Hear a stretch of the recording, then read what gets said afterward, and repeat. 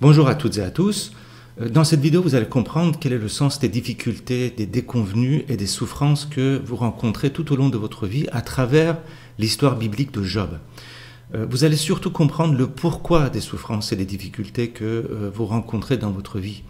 Vous allez voir que les déconvenues ont un sens très profond et que la compréhension de cette histoire de Job peut radicalement changer votre manière de voir les événements en fait. C'est une histoire aux conséquences tellement énormes, tellement contre-intuitives, tellement violentes qu'il y a de grandes chances que vous n'alliez pas en fait jusqu'au bout de cette vidéo.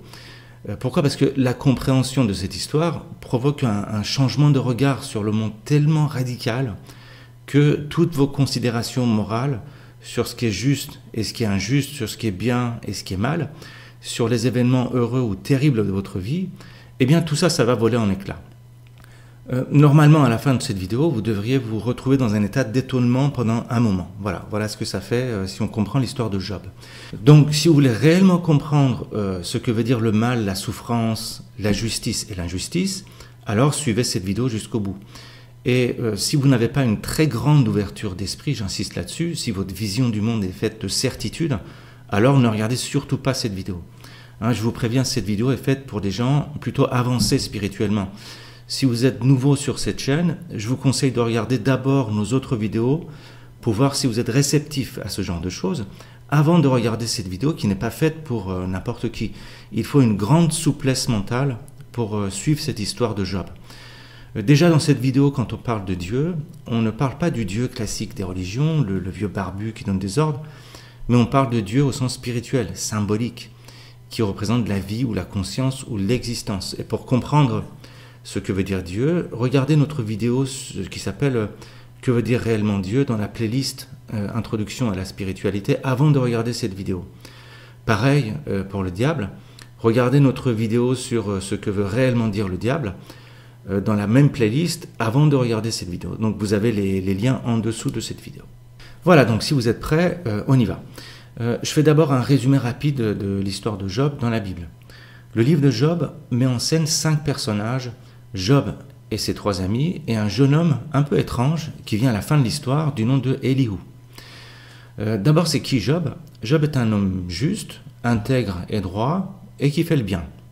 Il a une vie heureuse, il a une belle et grande famille, et il a de grandes richesses. Bref, c'est un type bien. Un jour, Dieu interpelle le diable et lui montre Job comme exemple. Il dit, regarde Job, tu vois qu'il y a quand même des gens bien en bas. Mais le diable répond, mais n'importe quoi. Job, il se tient bien parce qu'il n'a pas envie de perdre ce qu'il a et que sa justice n'est due qu'à ses bonnes conditions de vie. Regarde, il a de la richesse, il a des troupeaux, il a tout ce qu'il faut. Et là, le diable lance un défi à Dieu. Il dit, si tu m'autorises à lui nuire, tu vas voir que Job va maudire son créateur très vite. Dieu relève le défi et remet entre les mains du diable tous les biens de Job à condition qu'il ne touche pas à la personne de Job. Et aussitôt, tous les malheurs s'abattent sur la famille et les biens du pauvre Job. Tous ses enfants meurent et il perd tous ses biens. Mais Job continue à faire confiance à Dieu. Alors, là, le diable ne lâche pas l'affaire et provoque de nouveau Dieu en lui disant, je cite, « Étends la main, touche à ses os et à sa chair, je te jure qu'il te maudira en face. » Là, Dieu relève encore le défi et autorise le diable à altérer la santé de Job à condition qu'il lui laisse la vie sauve. Et aussitôt, le diable inflige un ulcère au pauvre Job depuis la plante des pieds jusqu'au sommet de la tête, comme c'est marqué. Dans un premier temps, c'est la femme de Job qui réagit et lui demande de maudire Dieu. Et Job répond par une phrase assez étrange qui est un peu la clé de toute cette histoire. Ça commence un peu bizarrement. Il répond à sa femme, eh bien, si nous acceptons le bonheur comme un don de Dieu, alors comment ne pas accepter le malheur aussi comme un don de Dieu? Déjà là, vous voyez, cette première phrase, ça devrait vous mettre la puce à l'oreille sur la suite de cette histoire. Comment on peut accepter le malheur comme un don de Dieu? Déjà là, on a du mal à comprendre ce qui se passe. Pourquoi? Parce que depuis tout petit, on nous apprend que si on fait le bien, on sera récompensé, si on fait le mal, on sera puni. C'est le sens même de la justice selon les hommes. La justice, c'est quoi? C'est de l'équité, c'est-à-dire un équilibre, symboliquement une balance. C'est un marchandage. Je donne du bien, en échange, je reçois du bien. Je fais du mal, en échange, je reçois du mal. Ça, c'est la base de la morale classique. Mais justement, cette histoire de Job va nous apprendre que la justice divine, c'est-à-dire la justice qui dépasse les hommes, c'est-à-dire la justice qui régit et qui équilibre l'univers entier, eh bien cette justice-là n'a rien à voir avec la justice des hommes. Alors là, je fais une pause pour vous raconter un petit conte oriental qui parle des aventures d'un personnage qui s'appelle Nasreddin Hoja. C'est qui Nasreddin? C'est un mec à moitié fou qui parcourt les pays sur son âne et à qui arrivent des tas d'aventures. Un jour, il arrive dans un village où il voit trois petits garçons en train de se taper dessus. Il descend de son âne, sépare les garçons et leur demande ce qui se passe. Il y en a un qui dit « Oui, on a ramassé des noix tous les trois et on se bat parce que chacun veut sa part. » Alors Nasreddin leur dit « Est-ce que vous voulez que je fasse le juge pour vous départager ?» Les garçons disent « Oui, bien sûr. » Et Nasreddin leur dit « Dites-moi mes enfants, est-ce que vous voulez avoir la justice des hommes ou la justice de Dieu ?» Là, les trois garçons répondent sans réfléchir « La justice de Dieu, bien sûr, hein, ça va de soi. » Alors, combien de noix vous avez mes enfants? Ils répondent « On en a 10. » Nasreddin se baisse, il ramasse les 10 noix qui étaient par terre, il donne 7 noix au premier garçon, il donne 3 noix au deuxième garçon, et au troisième, il lui met une grosse claque dans la gueule, et il leur dit « Voilà la justice divine. » Hein, vous voyez, donc c'est quelque chose de bizarre. Donc, on continue l'histoire de Job pour mieux comprendre cette justice divine un peu bizarre. Donc, comme je disais, Job est atteint d'un ulcère de la tête aux pieds, il souffre énormément, et un jour, 3 de ses amis viennent le voir pour le plaindre et le consoler. Commence alors la deuxième partie du livre de Job, sous la forme d'un grand dialogue entre Job et chacun de ses amis, chacun exposant ce qu'il pense de la justice divine. Je ne vais pas rentrer dans le détail, mais en gros, voici ce qui se dit. Le premier, qui s'appelle Eliphaz, dit à Job, en gros, que Dieu est juste, qu'il rétribue le bien par le bien, le mal par le mal, et que tu as peut-être failli quelque part, et c'est pour ça que tu es puni. Mais si tu te repens, alors tu seras guéri puisque Dieu est juste. Donc là, vous voyez, on a un premier discours qui est au niveau basique. Je donne tant, je reçois tant, je fais le mal, je reçois le mal, je fais le bien, je reçois le bien. Évidemment, Job n'est pas convaincu par ce discours parce que, en fait, il n'a absolument rien fait de mal pour être puni. Le deuxième ami qui s'appelle Bildad lui dit en gros que Job a fait certes des actions justes, mais à un moment donné, il a dû oublier la souveraineté de Dieu. En gros, il dit qu'il suffit d'oublier l'autorité de Dieu quelques secondes pour en arriver là. Mais là non plus, Job n'est pas convaincu parce qu'à aucun moment, il n'a remis en cause l'autorité de Dieu. Enfin, le troisième qui s'appelle Sophar, hein, le troisième ami, il prend la parole et dit en gros que Job doit avoir de mauvaises pensées sans le savoir, inconsciemment comme on dit de nos jours. Hein. Mais que comme Dieu est puissant, il a vu le mal dans Job. En gros, il lui dit qu'il est inconscient de ses fautes. Mais là non plus, Job n'est pas convaincu par cette idée parce que, selon lui, Dieu ne piège pas les gens intègres. Au contraire, sa miséricorde, c'est de leur montrer là où ils sont fautifs, même inconsciemment, pour que les gens puissent se corriger. Intervient alors un quatrième personnage, un jeune homme du nom d'Elihu, qui va dénouer cette histoire. Et alors, c'est qui Elihu et qu'est-ce qu'il représente? Elihu, c'est un jeune, c'est le plus jeune de tous, et c'est lui qui va dire les choses comme elles sont. Ce symbole de jeunesse est très important. Symboliquement, les paroles qui sortent de la bouche d'un jeune sont neuves, fraîches, intuitives, pures. Et symboliquement, les paroles qui sortent de la bouche d'un vieux sont traitées par l'âge, c'est-à-dire par le temps, c'est-à-dire par le mental qui parle avec sa mémoire. Elihu veut dire « il est mon Dieu », ça veut dire qu'il parle de la part de Dieu. Alors, que va dire Elihu? En gros, il va dire que Job souffre, d'accord, mais on ne peut pas comprendre la position divine à partir des souffrances de Job. C'est-à-dire que la souffrance est un paramètre dans une équation qui régit et équilibre l'univers entier et que nous ne comprenons pas. Alors, pour que ça soit plus clair, je vous cite quelques passages de ce que dit Elihu à Job. Il lui dit, je cite, « Considère les cieux, regarde les nuées, elles sont plus hautes que toi. Si tu pèches, en quoi vas-tu l'atteindre? Si tu es juste, que lui donnes-tu? Ou que reçoit-il de ta main? Ta méchanceté ne touche que tes semblables. Sais-tu comment Dieu fait briller la lumière de sa nuée? Sais-tu comment il suspend le nuage? » Donc, pour résumer, Elihu dit une chose extrêmement importante, en fait, si on comprend bien. Il dit, en fait, qu'il ne faut pas raisonner d'un effet vers une cause, mais d'une cause vers un effet. Ça veut dire que Dieu est la cause première, les humains et leurs actions sont des effets, et que pour comprendre un effet, il faut d'abord comprendre la cause. Qu'est-ce que ça veut dire? Ça veut dire que ce n'est pas l'injustice des hommes qui a des effets sur le plan divin, mais tout le contraire, c'est le plan divin qui cause ce qui est considéré par les hommes comme des injustices ou des souffrances. Et là, on peut se dire, comment ça, on nous apprend que Dieu, ou la vie, ou la conscience, c'est un pur amour. Comment un pur amour peut causer la souffrance ou ce qui est perçu comme injuste par les hommes? Comment se fait-il que Dieu peut faire souffrir les gens justes? Regardez dans la vie de tous les jours, comment se fait-il que parfois les pires enflures mènent leur barque sans problème et vivent joyeusement jusqu'à 90 ans, tout en marchant toute leur vie sur les autres? Vous voyez, il y en a plein des exemples comme ça. Eh bien, dans le livre de Job, la réponse à ce problème est donnée directement par Dieu en personne, qui prend la parole à la suite de Elihu et dit deux choses extrêmement importantes à comprendre. La première réponse que donne Dieu est qu'il faut séparer le plan divin qui est infini avec le plan humain qui est fini. Je cite, il dit « As-tu une seule fois dans ta vie donné des ordres au matin, assigné son poste à l'aurore? Es-tu parvenu jusqu'aux sources de la mer? As-tu circulé au fond de l'abîme? As-tu réfléchi à l'immensité de la terre? Peux-tu faire paraître en leur temps les constellations, conduire la grande ours avec ses petits ?» Donc la première chose à comprendre pour comprendre la justice divine, c'est que la vie, ou ce que les religions appellent Dieu, c'est une substance infinie dans le sens d'une intelligence infinie. C'est-à-dire que pour comprendre la vie, il va falloir d'abord comprendre cette notion de l'infini. Alors justement, c'est quoi l'infini? La compréhension basique de l'infini, c'est l'infini matériel. Regardez un documentaire sur l'univers, les trous noirs, les galaxies.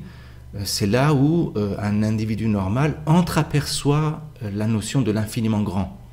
Seulement, on ne peut pas accéder à la spiritualité si on reste au stade de l'infini physique, c'est-à-dire le ciel infini par exemple, les galaxies et tout ça. Pourquoi? Parce que l'infini au sens spirituel, c'est pas vraiment ça. Alors, c'est quoi l'infini au sens spirituel? L'infini au sens spirituel désigne une substance qui contient tout, absolument tout, y compris des formes limitées d'elle-même. Qu'est-ce que ça veut dire? Ça veut dire que la vie en tant que substance infinie contient également ses propres limites. C'est quoi les limites de la vie? C'est tout ce qui est fini, comme les hommes, et leurs actions, qu'elles soient bonnes ou mauvaises. Ça veut dire que Dieu, ou la vie, ou la conscience, en tant que substance infinie, doit nécessairement comporter ses propres limitations. Par exemple, sous forme de mort, d'anéantissement ou d'obscurité. Vous voyez? Seulement, le problème, c'est quoi? C'est que tout ce qui nous fait gerber, nous, en tant qu'humains, ce sont justement ces limitations de la vie. La mort est une limitation de la vie. La souffrance est une limitation du plaisir. La maladie est une limitation du corps. L'injustice est une limitation de mon droit, etc. Sauf que toutes ces limitations font aussi partie de l'infinité de la vie ou de la conscience ou de Dieu. C'est pourquoi dans l'histoire de Job, Dieu continue son discours et donne des preuves de ses propres limites. Écoutez bien, il dit à Job la chose suivante. Il dit « Où étais-tu quand j'ai fondé la terre? Qui en a fixé les mesures? Le sais-tu? Qui sur elle a tendu le cordeau? Qui donc a retenu la mer avec des portes? Sais-tu comment je lui ai imposé ma limite quand j'ai disposé verrous et portes? » Vous voyez, les verrous et les portes, c'est-à-dire tout ce que nous on considère comme des empêchements à notre vie, nos souffrances, les mauvaises nouvelles, nos problèmes matériels, nos problèmes affectifs, etc. Tout ça, c'est la vie elle-même, c'est-à-dire Dieu en personne qui les provoque. Et là, on peut se dire, ah bon, je croyais que Dieu était infini et parfait. Pourquoi il pose des limites? Eh bien, c'est justement ça, être infini et parfait. Une substance infinie et parfaite doit nécessairement contenir toutes sortes de finitudes. Sinon, elle serait imparfaite, inachevée. Vous comprenez? Ça veut dire que si on limite Dieu ou la vie qu'à des choses qui nous plaisent, alors on lui enlève des possibilités d'existence. C'est-à-dire qu'on lui enlève son infinité.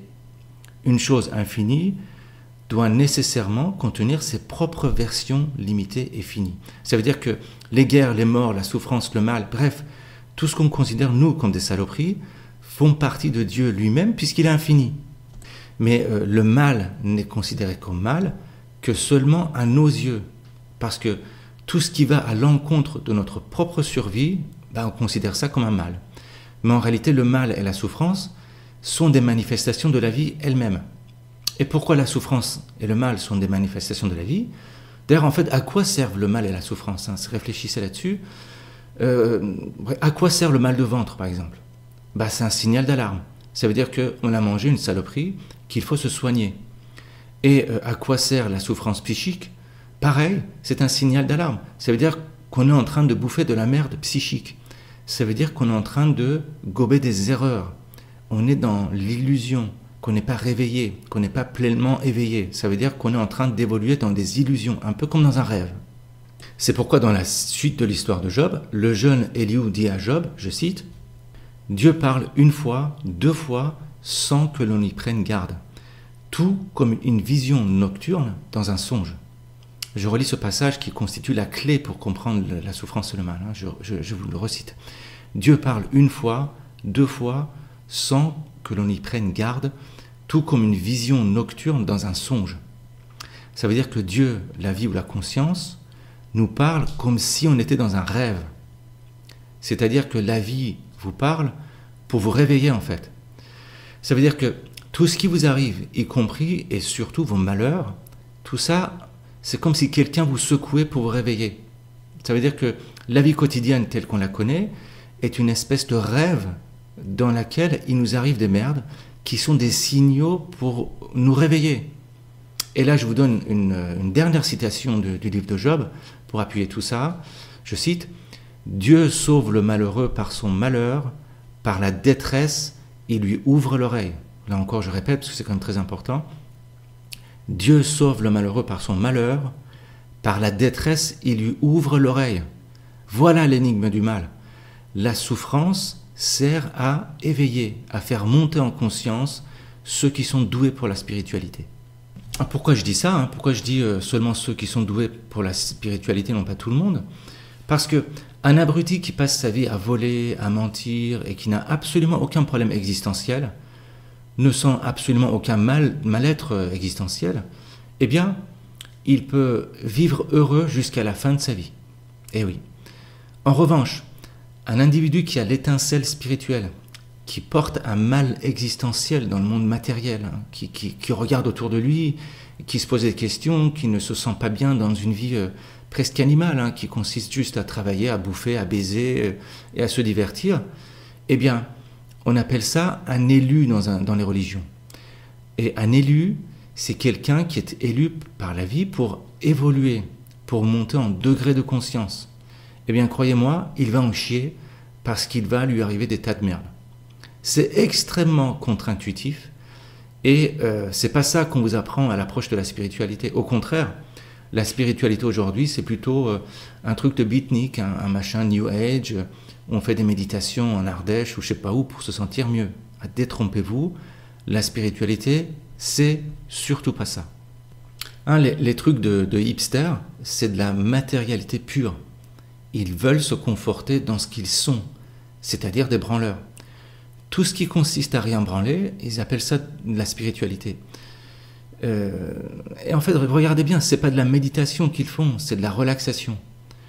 La spiritualité, c'est quoi? C'est dépasser ce qu'on est, c'est-à-dire tuer son ego, c'est-à-dire détruire des fausses identités. Et c'est quelque chose qui va totalement bouleverser votre vie quotidienne. Par exemple, ça va détruire votre travail si jamais vous vous identifiez à votre travail. Ça va détruire votre couple si jamais vous vous identifiez à votre couple. Ça va détruire votre vie matérielle si jamais vous vous identifiez à votre vie matérielle. Et là, vous pouvez me dire n'importe quoi. Je connais des tas de gens qui gagnent plein de fric, qui voyagent, qui ont une famille, qui ne se posent pas de questions. C'est ce que je disais justement tout à l'heure. Ces gens-là Ces gens-là, ce ne sont pas ce qu'on appelle des élus dans les religions, puisqu'ils n'ont pas été atteints par la spiritualité. Le doigt de Dieu, vous voyez ça dans les icônes, dans les églises par exemple, le doigt de Dieu que vous voyez dans les peintures, si vous êtes spirituel, ce doigt-là, croyez-moi, il ne va pas se poser d'abord sur votre tête, mais dans votre derrière. Pourquoi ? Pour vous réveiller. Comment voulez-vous vous éveiller et aller vers plus de conscience si on vous conforte dans une vie matérielle normale ? Les souffrances dans le sens spirituel, elles n'arrivent qu'à des gens qui sont authentiquement spirituels, qui cherchent la conscience réellement pour de vrai. Et c'est ça l'histoire de Job. Ça n'arrive pas à des gens qui ne sont pas spirituels. Les souffrances de Job ne sont pas des épreuves. C'est la vie elle-même qui prépare le terrain pour que l'individu spirituel puisse évoluer vers plus d'esprit. Là encore, vous pouvez me dire n'importe quoi. Je connais des tas de gens qui galèrent et à qui il arrive que des merdes, et des grosses merdes. Ils perdent leurs enfants, je sais pas moi, ils ont des accidents graves, etc. Sans pour autant qu'ils soient dans la spiritualité. Ce sont des gens normaux comme tout le monde. Et c'est vrai, c'est tout à fait vrai. Vous voyez, c'est pas parce que vous avez des emmerdes que vous êtes un individu spirituel. Mais si vous êtes un individu spirituel, vous aurez forcément des emmerdes. Vous comprenez ? Une fois, il y avait une émission à la télé sur Ben Laden et George Bush. Et il y avait un journaliste qui disait oui, George Bush est un chrétien fondamentaliste, Ben Laden est un musulman fondamentaliste, et là, c'est la guerre entre les chrétiens et les musulmans. Et donc ça veut dire que si George Bush était homosexuel et Ben Laden pédophile, ça aurait été la guerre entre les homosexuels et les pédophiles. Donc vous voyez, il ne faut pas tomber dans ce genre de piège basique de raisonnement. C'est pas parce que vous avez des emmerdes que vous êtes spirituel. Mais c'est l'inverse qui est vrai. Si vous avez potentiellement de la spiritualité en vous, attendez-vous à avoir des emmerdes. Et le problème, c'est que si vous êtes potentiellement spirituel, les emmerdes, vous ne pourrez pas les éviter. Tout simplement parce que vous n'aurez pas le choix. Vous êtes conçu pour évoluer. Imaginez les girafes, par exemple. Imaginez comment ils ont eu un long cou. Ils n'ont pas décidé. C'est parce que les arbres devenaient de plus en plus hauts. Et croyez-moi, les premières girafes, les premières là, qui ont commencé à muter, au niveau de leur cou justement, elles ont dû avoir vachement mal au cou, les pauvres. C'est pareil. L'être humain est en cours d'évolution biologique, seulement cette évolution n'est pas physique, elle est dans la tête. C'est une évolution mentale. Et ceux qui sont en train de muter, ils en chient parce qu'ils souffrent. C'est ça un individu spirituel, c'est pas plus que ça. C'est quelqu'un qui est en train de muter dans sa tête. Voilà. Alors on a dit pas mal de choses, je vais résumer un petit peu tout ça et conclure petit à petit cette vidéo. Qu'est-ce qu'on a dit ? D'abord on a dit que les souffrances doivent exister parce que les limitations font partie de l'infinité de la vie ou de Dieu. Ça veut dire que non seulement les fleurs et les montagnes et l'arc-en-ciel sont des manifestations de Dieu, mais aussi les guerres, les maladies, les famines, les viols, les meurtres, les pires saloperies que vous puissiez imaginer. Déjà ça, c'est une pensée extrêmement violente et très dérangeante. Comment un tueur en série, par exemple, peut être la manifestation de Dieu ? Eh bien, réfléchissez. Qu'est-ce que le diable ? Le diable, c'est un ange, c'est-à-dire un auxiliaire de Dieu, c'est-à-dire une facette de Dieu. Sa facette est limitée. Le diable, c'est un symbole du diable, Le diable représente le côté limité de Dieu, son côté fini, le côté limité de la vie, le côté fini de la vie. Dieu, ou la réalité, ou la vie, c'est comme un bolide en mouvement, un baleine comme disent les Grecs. Je l'ai dit ça plusieurs fois dans d'autres vidéos. Le diable, dia, baleine, c'est ce qui coupe le mouvement du bolide, c'est ce qui limite les mouvements de Dieu. Le diable, c'est Dieu dans son côté limité. C'est un ange déchu. Mais alors finalement, pourquoi le bon Dieu a besoin d'un diable ? Pourquoi Dieu a besoin de ses limites ? C'est vrai, pourquoi on peut se demander pourquoi finalement tout ça n'est pas pur amour et que finalement il n'y a pas que paix, sérénité, joie dans tout l'univers pour tout le monde. On peut se poser pourquoi Dieu a besoin de limites. Alors, la réponse n'est pas simple, je vous donne une image. Imaginez une gigantesque main, une main géante, gigantesque, perdue dans le vide. C'est une main géante, imaginez une main géante, et tout autour, il n'y a rien d'autre. Il n'y a rien d'autre dans l'univers que cette main. Et cette pauvre main, elle est toute seule. Elle ne peut toucher absolument rien d'autre, puisqu'il n'y a rien d'autre. Il n'y a rien d'autre qu'elle, que cette main. Pourtant, la main sait qu'elle existe. Hein? La seule chose que la main connaît, c'est justement son existence. Et comment la main sait qu'elle existe en fait? Que doit faire la main pour se sentir exister? Eh bien, les doigts doivent se toucher et se frotter pour que la main se sente exister. C'est-à-dire que la main se sent exister quand elle sent ses propres limites et contours. Pareil, Dieu ou la vie ou la conscience infinie, appelez ça comme vous voulez, elle se sent exister à travers ses propres limites que nous sommes et à travers toutes nos actions et limitations, que ce soit notre art ou notre guerre, que ce soit notre compassion ou notre haine. Le diable, c'est Dieu qui veut se sentir exister à travers ses propres limites. Et là encore, on peut se dire, pourquoi Dieu ou la conscience veut se sentir exister? Pourquoi? Parce que Dieu ou la conscience ou la vie, c'est une intelligence. C'est pas un truc matériel. C'est une gigantesque intelligence, un esprit infini. Et que veut dire un esprit infini? Que fait un esprit infini? Que veut un esprit infini? Il veut connaître indéfiniment puisqu'il est infini. Que fait un esprit? Il connaît, c'est tout ce que ça fait. Il imagine et il connaît. Voilà. Et qu'est-ce que l'esprit veut connaître indéfiniment? Lui-même, puisqu'il n'y a rien d'autre. La vie ou la conscience se sert de ses propres limites pour monter en connaissance d'elle-même. Et c'est ça l'évolution biologique sur Terre. La vie monte en degrés de conscience. Regardez comment les êtres vivants ont évolué, regardez ça. Ils sont partis d'un faible degré de conscience, une bactérie qui discernait 2-3 choses, pas plus, une température, une lumière, un truc comme ça, pour aller vers les humains qui peuvent discerner des milliards de choses. Cette montée en conscience, poétiquement, c'est de la poésie ce qu'on raconte là, c'est des images. Poétiquement, cette montée en conscience, on dit que c'est la vie qui veut se connaître. Et pourquoi la vie veut se connaître? Parce qu'il n'y a rien d'autre, mis à part la vie. La vie, la conscience ou Dieu, c'est l'existence elle-même en tant que substance infinie. La vie n'a rien d'autre à connaître que la vie elle-même, puisqu'il n'y a rien d'autre. Et la vie se connaît à la fois en tant qu'un zèbre, par exemple, et à la fois en tant qu'un lion qui tue et bouffe le zèbre. Ça veut dire que chaque limite, chaque souffrance, chaque brutalité, chaque violence, c'est un marchepied, un palier pour aller vers plus de conscience.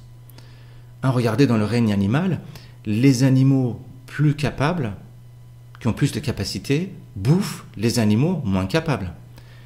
C'est la loi de l'évolution. Pourquoi les souffrances existent? Pour que les humains puissent évoluer. Et comment les humains évoluent? En montant en degré de conscience, c'est-à-dire symboliquement en se réveillant d'un rêve. Donc, vous voyez, le mal a une fonction vitale. Et ça, c'est tout à fait absurde et très dérangeant parce que dans ce cas, on peut dire, à quoi sert la morale? À quoi sert d'aider son prochain? On n'a qu'à mentir, voler, violer, rentrer au gouvernement. Oui, vous pouvez, si vous en avez les conditions et si vous êtes suffisamment psychopathe. Ça veut dire que dans certaines situations, il faut des psychopathes pour que la vie évolue. D'ailleurs, regardez dans l'histoire, ceux qui font bouger les nations, et il y a souvent de grands malades mentaux là-dedans. Ça ne veut pas dire qu'il faut laisser faire les psychopathes. Dans l'équation, il y a à la fois les psychopathes et à la fois ceux qui les combattent. C'est une dialectique, vous voyez, entre les opposés qui fait évoluer la vie. Donc tout ça, ça ne veut pas dire qu'il faut laisser faire le criminel. Le criminel et ceux qui vont l'arrêter et le punir constituent une danse, en fait une dialectique qui fait évoluer les choses. Ça veut dire que sans le mal, il n'y a pas le bien. Vous voyez?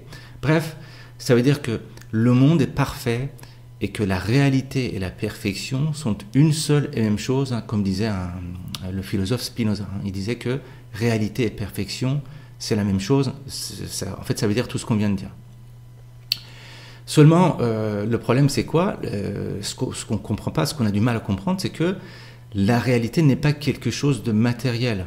Je parle dans le domaine spirituel. Là, on est sur une chaîne qui fait du spirituel. on n'est pas dans le domaine du matériel, on n'a pas un point de vue matérialiste. Pour quelqu'un qui est matérialiste, la réalité c'est du matériel. C'est un point de vue, ok, ça c'est un point de vue. On peut être matérialiste, très bien. Mais pour ceux qui ne sont pas matérialistes, c'est-à-dire qui ont un point de vue spirituel sur les choses, c'est une philosophie, c'est un point de vue. Hein. Bon, je ne dis pas que c'est vrai, hein, encore une fois, mais pour l'individu spirituel, la réalité n'est pas quelque chose de matériel, mais une conscience, une intelligence infinie qui veut sans cesse se connaître dans son infinité. Et cette quête de connaissance ne s'arrête jamais, puisque cette substance est infinie.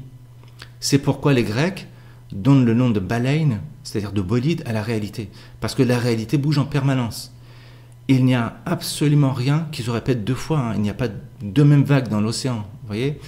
Et nous, là-dedans, c'est quoi notre rôle? Qu'est-ce qu'on fout là? En tant qu'humain, rien. C'est vrai que quand on regarde tout ça d'un point de vue purement humain, c'est absurde. Tout ce qu'on fait, ça n'a pas de sens. Mais en tant que Dieu, c'est-à-dire que en tant qu'un degré de Dieu, l'humain en tant qu'une manifestation de Dieu, là encore, hein, on est dans le domaine spirituel, où un être humain c'est une manifestation de Dieu, notre raison d'être dans ce cas-là, c'est de nous éveiller le plus possible et d'aller vers le plus de réalité possible. Et qu'est-ce que ça veut dire d'aller vers le plus de réalité possible? Ça veut dire étendre notre individualité pour que de plus en plus de choses fassent partie de nous-mêmes. C'est-à-dire quoi? C'est-à-dire partir de notre ego étriqué, hein, qui contient notre corps, notre maison, notre travail, nos enfants, nos amis, etc. C'est moi, tout ça. Vous voyez?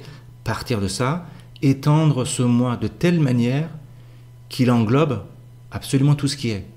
En gros, ce qui revient au même que d'effacer notre ego. Hein. C'est la même chose. Effacer son ego et l'étendre à l'infini, c'est la même chose. Ne plus avoir d'ego ne veut pas dire mourir physiquement, hein, mais au contraire, avoir le plus de surface possible dans son individualité. Vous voyez ? Voilà, on arrive au bout de cette vidéo. Si vous voulez aller plus loin, pour savoir comment déchiffrer les signes que la vie vous envoie justement pour vous éveiller, soit sous forme de souffrance, comme des flèches, hein, symboliquement, que vous allez prendre dans le cœur, soit sous forme de béatitude, comme le son d'une lyre, symboliquement encore une fois. Alors regardez notre vidéo sur Apollon. Apollon, c'est un dieu de la mythologie grecque qui est armé d'un arc et d'une lyre pour vous envoyer des signes et vous emmener dans le temple de Delphes. Et vous allez découvrir la mythologie grecque qui est aussi riche en symboles que les histoires bibliques. Dans notre playlist, découvrir le sens caché des mythologies, regardez la vidéo sur Apollon. C'est, en gros, on va dire, c'est la suite de cette histoire de Job, d'ailleurs. Et si vous voulez encore aller plus loin et que vous aimez la philosophie, là, je veux dire, la condition, c'est quand même d'aimer la philosophie. Si vous voulez vous instruire sur ce sujet-là, lisez Leibniz. Il a beaucoup travaillé sur cette justice divine qu'il a appelée théodicée. Il a beaucoup de choses là-dessus. Lisez Leibniz. C'est très difficile à Leibniz, donc là, il faut être quand même un petit peu armé techniquement. Il faut connaître les techniques philosophiques pour rentrer là-dedans. Voilà, cette vidéo est terminée. J'espère que vous avez aimé cette vidéo. Bon, c'était assez difficile. Hein. J'ai eu beaucoup de mal à faire cette vidéo parce que le sujet n'est pas simple. Bon, en tout cas, si vous avez aimé, n'hésitez pas à liker et partager cette vidéo. Donc, comme je le dis à chaque fois, je ne fais pas de référencement, je ne fais pas de pub pour ce site. Donc, voilà, c'est fait comme ça pour les gens qui sont intéressés à ces sujets-là. Donc, ce site-là, ces vidéos-là ne peuvent être connues que si vous les partagez. Voilà, il n'y a pas d'autre moyen. Voilà, encore merci et je vous dis à très bientôt pour une autre vidéo.